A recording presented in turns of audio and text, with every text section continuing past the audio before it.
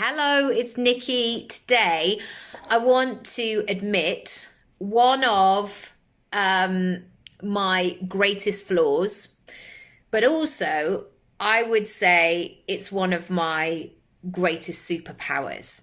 And depending on the situation and when and how I'm using it, kind of makes decisions on whether it's in support of my best good, I guess, or my vision. So one of the things one of the ways I would say it shows up is I am incredibly independent, self-sufficient, can just kind of make decisions and crack on with things. I've never needed to be like one of those people of like, what is everybody wearing? So therefore we can make a collective decision of what we're wearing. Like, I'll just wear the thing that I want to wear. Or if I haven't got a pal to go and do something with, or nobody's free, I'll just go and do it. Or I would go and book a class, I don't know, with my child, and I wouldn't be one of those people who's like, I need a friend so I can kind of go in. I've just kind of got on with it because I really value, I guess, the time that I have. And once I get fixated on wanting to do something, that's what I do. So, yeah, I'm very self-sufficient and can kind of crack on with it. But here's where it stops me and slows me down and actually gets in the way. When I am so self-sufficient, I miss things.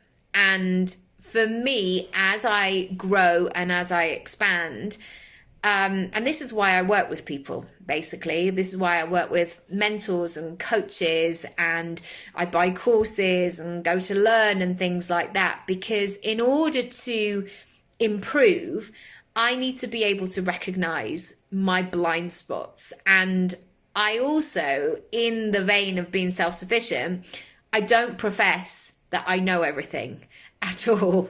And sometimes there are moments where I feel like I'm starting from scratch once again. And so having people in my life that support that process, that can advise, that can tweak, that can set me on a different path has been really helpful.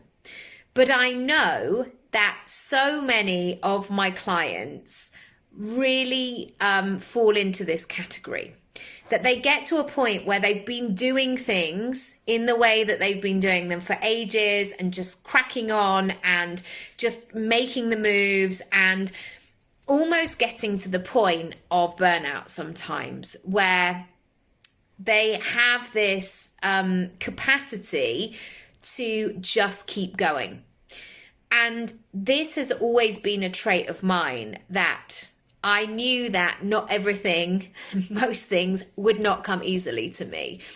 And so I always committed to working hard. Like, that was my whole thing. Like, I'm just going to work hard. And I could always be one of these people who could just like outwork people. And I'd like be able, you can see the kind of facial expressions, can't you? Like, I'd get my head down, I'd do the thing.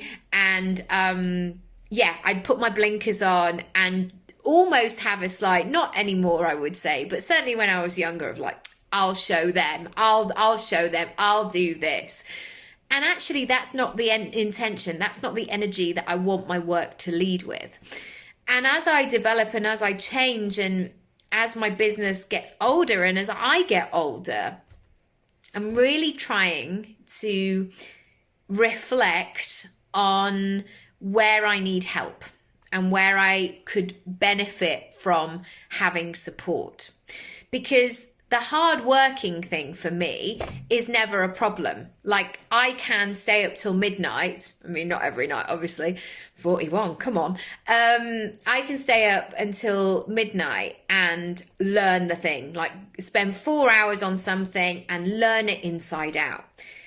And now what I'm looking at doing is spending time and money and efforts looking for somebody who can teach me that same thing from their expert status in an hour. And so I can really get into the full 360 version of it.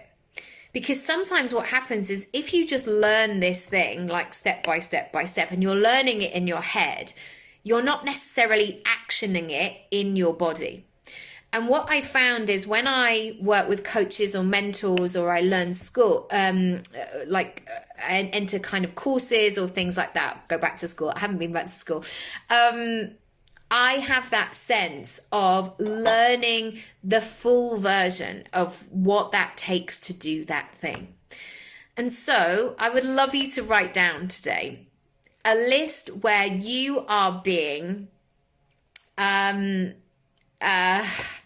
determined and stubbornly self-sufficient, and to ask the question, if you could be kind to yourself, if you could be in support of the vision, where would you ask for help?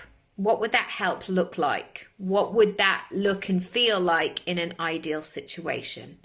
And also, once you got that help, what would you then gain? What would you get back? Not only for that specific problem, but in terms of your whole life and business. I hope that's been useful. If you would like my help, let me know. Go to nickyraby.com/work with me, and I'll see you in the next episode. Bye.